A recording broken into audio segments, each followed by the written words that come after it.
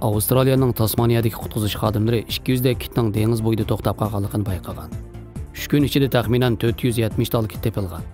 Bu Avstraliya hozirgi zamon tarixidagi eng og'ir ahvol bo'lib, aloqador xodimlarning aytishicha, ulardan kam deganda 380 ning o'lganligi jazmlashtirilgan. To'xtab qolgan ushquchi kit Eordan daryosining g'arbiy qirg'og'idagi Macquarie portidagi o'xshamagan 2 o'rinda topilgan. Mutaxassislar bir necha kun qutqizish olib borgan. Bunun ichida alohida osma serilma o'rnatilgan paraxut orqali kitlarni dengizga qaytishga uringan.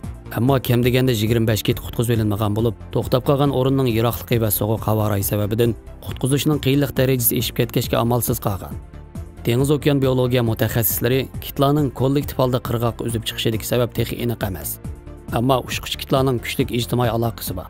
Pat-pat ushquchi kit ehtiyotsizlikdan qirg'oqqa yaqin uzib, boshqa ushquchi kitlarning agishini keltirib chiqarishi mumkin degan. Rayonda kitlarning qirg'oqlarga o'zini urishi umumiy hodisa bo'lib, 10 yildan buyon bunday ko'p sonda ko'rilmaganligi qayd qilinmoqda. Yangi Zelandiyada 2018-yili 200 dan ortiq kit bir hafta ichida o'xshamagan qirg'oqlarga urilib o'lgan.